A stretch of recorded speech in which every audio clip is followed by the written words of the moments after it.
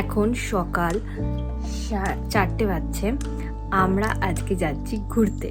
তো এত সকাল সকাল যাচ্ছি, তার কারণ হচ্ছে যে ফ্লাইটটা হচ্ছে 6:30টায়।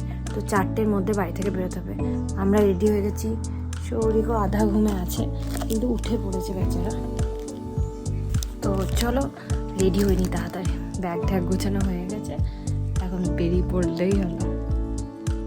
ঘুটঘুটে অন্ধকারে চলছি এখন আমরা এয়ারপোর্টের দিকে। কতক্ষণ লাগবে দীপ? আধা ঘন্টা, মানে টাইমে পৌঁছানোটা খুবই মুশকিল আছে। তো দেখা যাক দীপ কি করে। দীপ আমরা 3:30 উঠেছি, আমরা 3:40 রেডি, আমি আর সৌরি। 4:18 বাজছে এখন, 6টায় ফ্লাইট। গাড়ি পার্ক করব, গাড়িটা পার্ক করে দেবো। বেড়ে যাচ্ছি না, আমরা গাড়িতে করে যাচ্ছি। $125 লাগলো।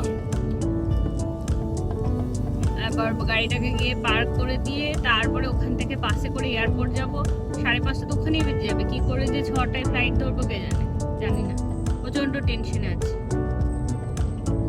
5টা কত বাজছে গো দীপ? 5:37 বাজছে। অবশেষে ট্রেন পর্যন্ত পৌঁছেছি। এখনো ট্রেন দিয়ে যেতে হবে।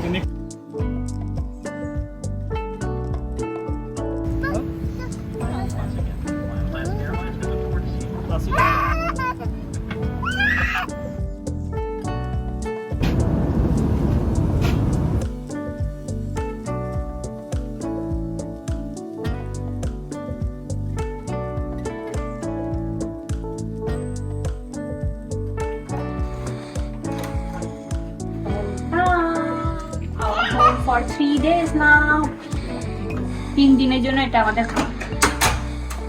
মা বিছানা ও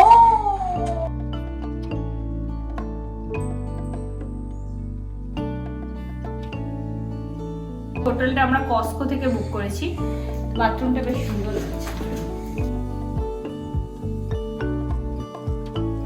বহু লুক আছে একটা, প্রত্যেকটা ছবি। এই ছবিটা কি সুন্দর,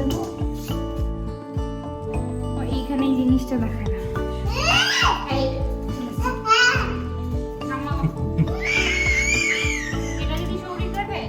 এটা টার্ন টেবিল তুমি আনতে পারবে, রেন্ট করতে পারো। তো আর আমার যেটা ভালো লাগছে, অনেকদিন পরে আমাদের যেহেতু ঘরের সিলিংটা এত হাই না, এই হাই সিলিং দেখলে আমার বেশ ইন্ডিয়ার মতন একটা ইয়ে হয়। আমাদের দেশের ঘরের বাড়িগুলো কতটা হাই সিলিং থাকে। ও ব্যালকনিটা নিয়ে আসি। তো যাই, এবার ভালো করে চান করি গরম জলে, তারপরে একটু 1 ঘন্টা রেস্ট নেব, ভালো করে মেকআপ টেকআপ করবো, সেজে গুজে তারপর হান্টিংটন বিচে বেড়াতে যাবো। তো এখনকার জন্য ব্লগটা এখানেই শেষ করলাম। অসম্ভব ক্লান্ত। দেখা হবে নেক্সট ব্লগে, কারণ এলের ব্লগ কিন্তু পরপর আসতে চলেছে। বাই।